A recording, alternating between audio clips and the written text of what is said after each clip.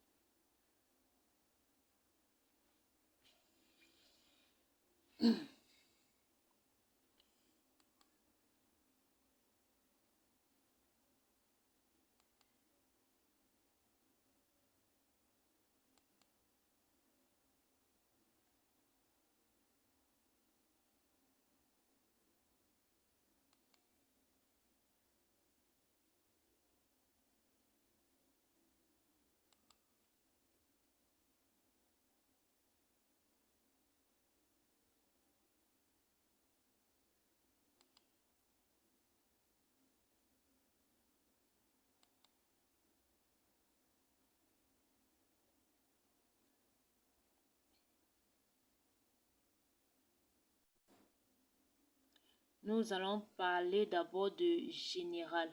Bon, ici là, dans général, apparemment, il y a presque rien à modifier. Bon, là, ça dépend aussi de nous. Mais ici, c'est pas si important de modifier les informations. Nous passons à l'affichage. Bon, à l'affichage, ici là, bon, il y a certaines informations à modifier. Ici, nous avons un type de calendrier. Là, ça dépend de nous et du type de projet que nous effectuons. Nous pouvons voir, là, il y a 3 types de calendrier. Donc, là, ça dépend de nous et de notre projet. Là, nous avons les options de devises pour ce projet. Ici, nous avons les symboles de la monnaie. Et nous pouvons changer cette monnaie. Ça dépend dans quel pays nous sommes. Et là, pour changer la monnaie, nous allons dans devises. Au niveau des devises, nous pouvons voir qu'il y a plusieurs types de monnaies à utiliser. Donc là, ça dépend de notre pays, en fait, du pays dans lequel on travaille, en fait.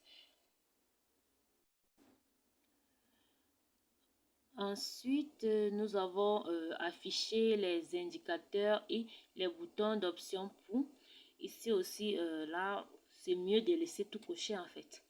Là, lorsqu'on laisse tout coché, on n'a pas trop de problèmes au niveau de la planification. Donc, c'est mieux de ne rien modifier ici. Entrons maintenant dans planification. Ici, dans planification, nous pouvons, ça c'est le lieu où il y a plus de modifications. Là, nous avons l'option de calendrier pour ce projet. Ici, la semaine de commencement. Donc, maintenant, ça dépend de vous et du projet. Quand vous voulez en fait commencer le projet. Et là, c'est l'exercice de commence. Ici, c'est janvier. Donc, nous pouvons modifier ici, là, comme ici, nous avons lundi, on peut décider de mettre peut-être un mardi, un mercredi ou un samedi. Là, ça dépend de vous. Ici, l'exercice commence le janvier. Ici, c'est janvier. En fait, nous pouvons aussi modifier ici. Mettre, ça dépend de quel mois nous voulions commencer les projets et les travaux, en fait. Ici, nous avons début par défaut et fin par défaut. Là, ça dépend du nombre d'heures que vous vouliez mettre vous vouliez mettre dans un chantier, en fait, pour travailler. Donc, du début, vous pouvez commencer, vous pouvez choisir, en fait, que votre projet commence. Pardon, que les travaux commencent à 8h ou à 9h ou à 7h00. Là, ça dépendra de vous et du chef chantier. Donc là, nous avons les différentes heures. Nous pouvons commencer à 10h à 5h. Bon, là, ça dépend de vous. Et ici, fin par défaut. Là, c'est 18h. Donc, vous pouvez mettre même 16h, 17h ou 19h. Là, ça dépendra de vous. Donc, ici, c'est j'ai mis 9 à 18h. Donc, c'est-à-dire 9 heures de travail par jour. Donc, 9 heures de travail par jour. Vous pouvez mettre 10 heures, 7 heures, 8 heures. Donc, ça dépendra de vos travaux, en fait. Là, nous avons heures par jour. Là, nous avons heures par jour qui est 7 heures. Heures par semaine qui est 35 heures par semaine. Et jours par mois. Donc, 20 jours par mois. Donc, on travaille 20 jours par mois. Ici, nous avons planification. Là, il n'y a presque rien à modifier. Donc, les modifications ici ne sont pas nécessaires. Et ici, bon, là, nous pouvons option de planification pour ce projet. Là aussi, ça dépendra de nous et du projet à effectuer. Donc, nous avons certaines informations ici que nous pouvons modifier pour les travaux. Ici, nous avons planifié les options des alertes. Ici, c'est mieux de choisir la première option dans le cas où c'est pas déjà choisi. Donc, afficher les avertissements de planification des tâches. Donc, c'est mieux de choisir la première option. Bon, là aussi, ça dépendra de vous et de votre projet aussi. Et ici, calcul, là, il faut toujours activer. Donc, il faut toujours laisser les calculs activés. Option de calcul pour ce pourcentage. Donc, ici aussi, il est aussi préférable de laisser cocher les 3 premières cases. Donc, les 3 premières cases, si c'est pas coché, donc il faut toujours les cocher. Maintenant, nous passons à la vérification. Ici, option de correction automatique, là, il n'y a pas de problème. Lors de la correction, ici, en fait, là, c'est mieux de laisser les cases cochées pour éviter d'être interrompu lors des travaux de planification dans Microsoft Project et pour éviter certains problèmes aussi, en fait. Donc, c'est mieux de laisser les 5 premières cases cochées pour éviter des problèmes lors des travaux. Ici, dictionnaire personnalisé, moi j'utilise au français, moi j'utilise la langue française, bon ça dépendra. Vous pouvez aussi utiliser l'arabe si vous vouliez, bon moi j'utilise le français, soit l'anglais. Donc, vous pouvez aussi utiliser plusieurs langues. En fait, ça dépendra de quelle langue vous comprenez le mieux. Et ici, nous pouvons échanger, nous pouvons voir les différentes langues que nous pouvons utiliser. Donc là, ça dépendra de vous. Donc, c'est pas quand même si nécessaire. Donc là, ici, là, il faudra changer juste la langue. Lors ici, lors de la correction orthographique dans le projet, là aussi, c'est mieux de laisser tout cocher. Là, c'est mieux de laisser tout cocher pour éviter les problèmes d'orthographe et certaines choses comme les mots mal écrits et tout ça. Donc, c'est mieux de laisser cocher. Maintenant, nous passons à l'enregistrement. Donc, enregistrer. Il est toujours important d'enregistrer son projet. Et pour éviter de perdre le projet quand nous allons fermer le logiciel ou en fait, ou peut-être quand il n'y a pas assez d'autonomie.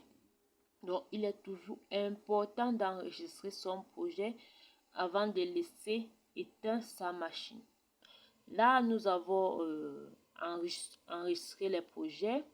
Là, nous avons enregistré et nous avons ici là les formats. Donc, ça dépendra de quel type de format en fait. Donc, si nous voulons utiliser Microsoft là, Microsoft Project.mpp. Bon, là, ça dépend de quelle extension nous voulions utiliser.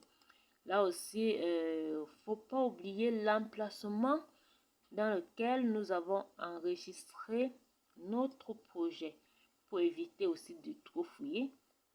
Donc, il est toujours nécessaire d'enregistrer le projet avant de fermer sa machine pour éviter de perdre en fait. Nous passons au niveau de la langue. Bon, ici là, bon, moi j'utilise l'anglais et le français. Donc, ça dépendra de vous. Donc, je peux utiliser l'anglais comme je peux utiliser le français. Et là, ça dépendra de comment vous avez installé votre logiciel. Donc, dans quelle langue d'autres utilisent, bref, la langue anglaise pour l'installation. Donc là, ça dépendra de comment vous avez installé votre logiciel. La option avancée. Bon, ici dans option avancée, généralement, il y a, bon, ça dépendra aussi. Vous pouvez laisser comme c'est. Donc, généralement, le logiciel vient souvent avec certaines informations déjà cochées. Donc, vous pouvez modifier si vous le voulez. Vous pouvez aussi laisser. Il n'y aura pas de problème. Pas en ce que je sache en fait. Donc, il n'y aura pas de problème si vous laissez les informations comme c'est à la base.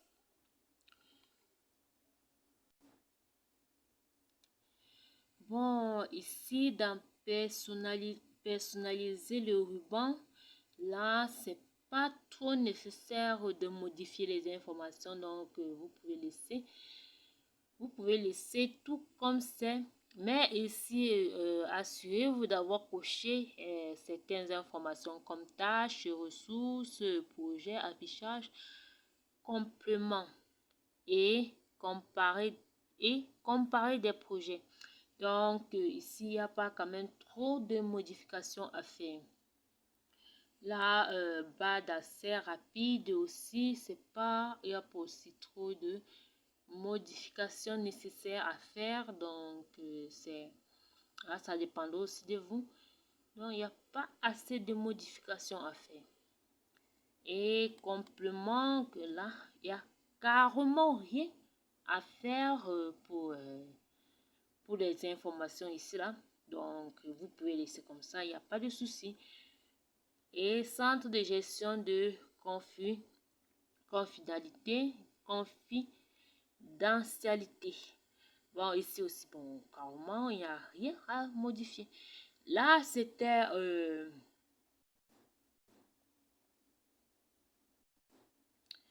merci d'avoir suivi et encore bonne année à tous et à la prochaine.